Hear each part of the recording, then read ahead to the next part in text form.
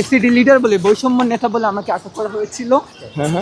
আমাকে আটকানো হয়েছিল, জিজ্ঞাসাবাদ করা হয়েছে বাংলাদেশেও। আচ্ছা, পরবর্তী আমাকে ক্লিয়ারেন্স দেওয়া হয়েছে।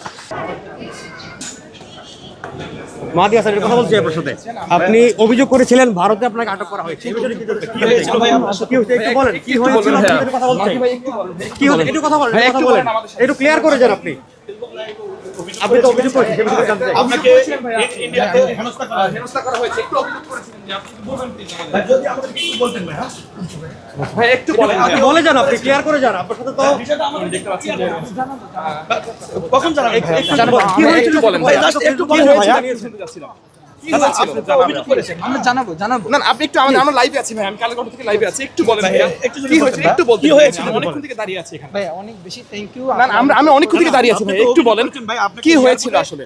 হেনস্থা করা হয়েছে, আপনি যে এয়ারপোর্টে হেনস্থা করা হয়েছিল, একটু তাহলে একটু বলেন ভাইয়া প্লিজ, একটু আসলে কি হয়েছিল আমরা একটু শুনতে চাই, কি হয়েছিল আসলে বিমানের মধ্যে। আমাকে এসিডি লিডার বলে বৈষম্য নেতা বলে আমাকে আটক করা হয়েছিল।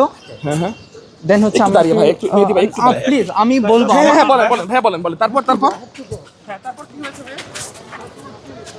আমাকে প্রচন্ড হেরেস করা হয়েছে।